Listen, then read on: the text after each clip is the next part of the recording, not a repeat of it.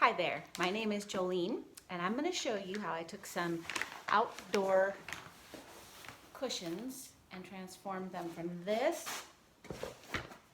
to this using chalk paint and water. Here I am trying desperately to open a can of homemade chalk paint that I had not used in a couple of days. And if you'd like to make your own chalk paint, I will put the ingredients in the description. But if you just buy chalk paint, go ahead and make sure that you water it down to about this consistency. Okay, I'm beginning by putting this on this round trivet that I got from a thrift store a while back.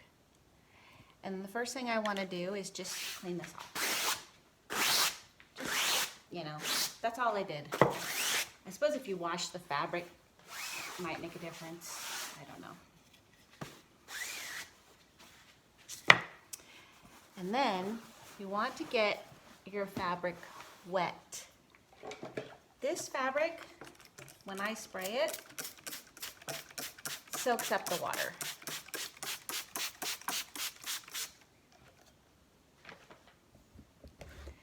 Now I imagine when these were brand new that it probably didn't. The water probably just beat it right up. But the fact that it soaks it in is actually going to help our case. You can use any brush to make this possible. You can use, this is just a cheap synthetic brush. You can use an expensive brush. It's all water soluble, washes out. You can use these little cheap horsehair brushes. The problem is the little bristles will get caught in the paint. This is a Amy Howard at home brush that I bought quite a few years ago. And it is a natural fiber brush. Sometimes the brushes come out, but not as bad. And I really like, just like if you want to do the round approach, this having sort of a grain, I will do the strokes. So I'm continuing to spray this, and you want it to be saturated, not necessarily soaked. To start off, having your brush wet. And the beauty of this is that when you need to pause, you can totally rinse your brush out, and then it doesn't have to dry fully before the next coat, which is a 2.5 hour wait, 2 to 2.5 hours, depending on your temperatures and how patient you are, I guess. I like to dip this in and then dip it around, and then just begin putting that on. Technically, what you're doing here is you're dyeing your fabric.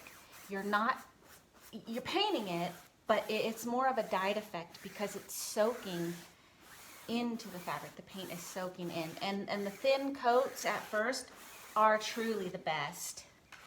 Let's see here if I can get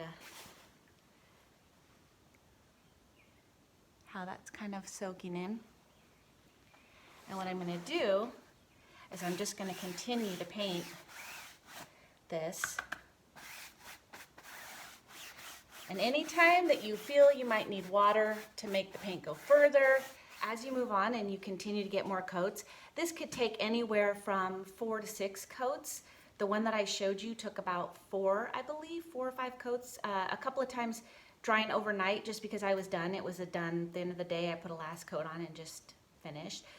Now I will set these up to dry. I just made a prop here.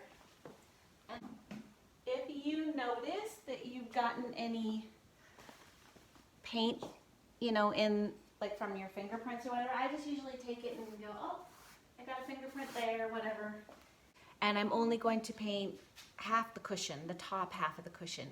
I actually have plans to use a fabric medium. I'm just waiting for more to come in to see if it behaves better for the other side of the cushions.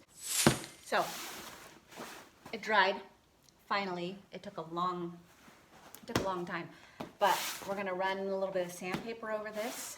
So I'll show you that. This is my leftover 220 grit that goes to my sander thing. At this point, you'll feel a difference in the texture. Like I said, you want to be careful. You're not trying to rub the existing paint off. You just want to knock down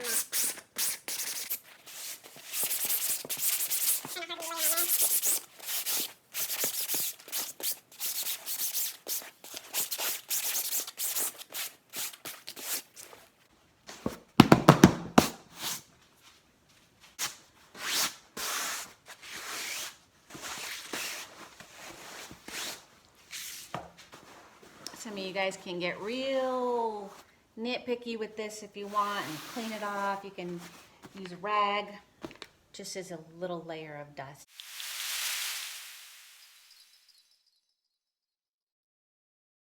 And this is coat number 2. How it's looking while it's wet, of course. Okay, friends, we're getting ready to do coat 3. This is what it looks like after 2 coats.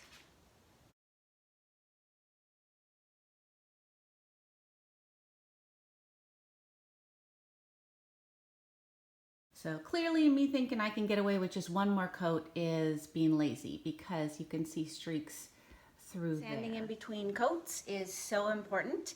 I cannot tell you how many times I started to spritz water before I sanded, and that's fine. You can wipe it, maybe wipe off the water if you didn't spritz a bunch of it, or just wipe it off, skip that spot, sand around it, just so long as you catch yourself.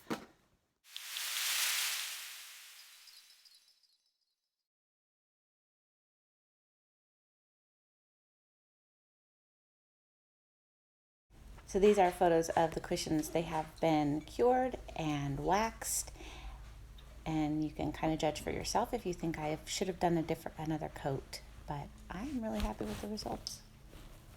I used an Amy Howard light antiquing wax simply because that's what I had on hand. I will put information in the description about the wax I used and how to use it. Thank you for watching. Good luck on your project.